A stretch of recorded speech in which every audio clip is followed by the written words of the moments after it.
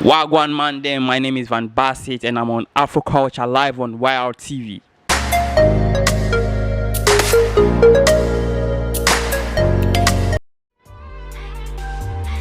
My name is Nasam Van Basit, a little ghetto boy. I'm a dream chaser. My passion is all in showbiz, Afro showbiz. If I say Afro showbiz, meaning Africa, I believe in the African power. I believe there is so much inspiration and then so much potentials down here in Africa. I attended St. John's Grammar Senior High School at Achimota, Domi. My time in St. John's Grammar was like a different world on itself. Like, there were so many vibes. I met so many people, so many experiences. St. John's Grammar was the best time, like best moments in my life. I won't lie. I can't take that from my life because I got a lot of vibe from St. John's Grammar. Courage, how to be a hard guy, how to finesse myself around things. Yeah, I was an entertainment prefect and then the LIJEC president during my time. LIJEC simply means literal group. That was part of the SRC. It was one of the offices incorporated in SRC, and then I was actually the first person to be appointed for that position in my school as the president. University of Professional Studies, UPSC, Accra, Ghana. I studied marketing, degree in marketing, and I chartered in marketing, but actually deferred. Deferred because I felt at a point I felt I was left behind, and then the career was also calling me so badly. So I decided to focus more on the career. But I'm not done with school yet though. At a point in life, I'll go back to school. I love school so much because I know the importance of education. Rice man, I didn't like rice pass. Like anything rice, I did inside from rice porridge and mutu, jollof, wachi, Charlie, I did it. Yeah, now we go for just around Adringano, Salem Estate. Big shout outs to my auntie Mariama in the UK. She used to bring me a lot of sneakers when I was young, so I really loved sneakers growing up.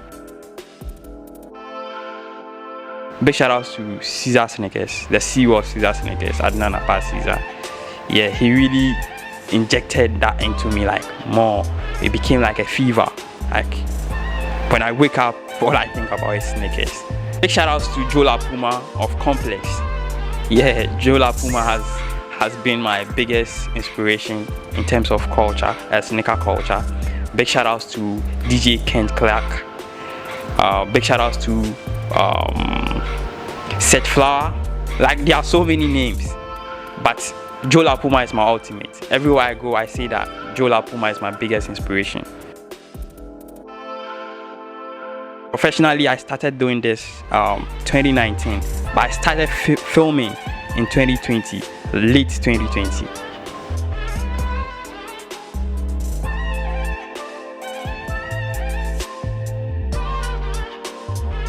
Big shout out to Global Burger. I was just there and then he buzzed me. He was like, bro, I like what you're doing. I want us to do something. Like, when are you free? And yeah, quickly we did it.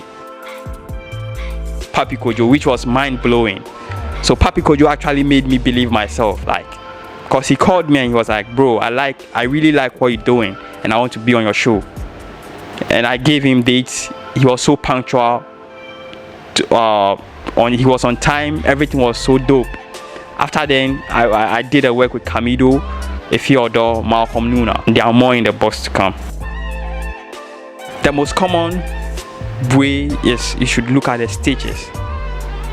Make sure mostly the fake sneakers have lighter stitches. But the original ones, you could see the thickness of the stitches through the sneaker, and sometimes the midsole of the sneaker. For instance, what I'm wearing right now. I'm holding the midsole at the moment, so I try to compress my midsole. You see that it's so difficult to compress, unlike the fake ones. Like, it goes inside directly. And when you look at the stitches closely, you see this one has kind of thicker stitches. They don't look fake at all. But the fake ones, you see them very light. They use cheap materials for the fake sneakers. Yeah. When I started, I think I was still young. I was still trying to pick up, but I would say I was so much in a rush. I wanted everything to happen like so quickly. So there were certain times I felt I'm not doing my best, and that actually sent me into a state that I wouldn't say depression, but I didn't believe in myself. Sometimes like I felt I was left behind. And big shout outs to Adnan Basit, CEO of Caesar Sneakers. He called me and he was like, "Low bro, like don't look at anyone, just keep doing what you are doing, you get there, the world is looking at you." And yeah, ever since that kept me moving. 4:30, I'm up. I'm a Muslim, I pray to God. I make sure I fix my stuffs. By 5:30, I'm already done bathing. Sometimes I do normal endurance early in the morning. I do my press up. I jog sometimes. That's when I have time. By 7:30, if I'll take my breakfast, I take my breakfast. By 8, I'm off. I'm coming to work. My whole life is just work, home, work, home. I don't party. When you take Van Basit, Van Basit is just a creative artist. I represent creative art. I think I have my own designs which I'm putting in the pipeline. Expect so much from me. I would say I am an element of surprise. Been in the studio since last year till now. I have about 10 records which are unreleased. I have one song with my big brother, Scary Z. One bad reggae song. I know the world is going to tap into it.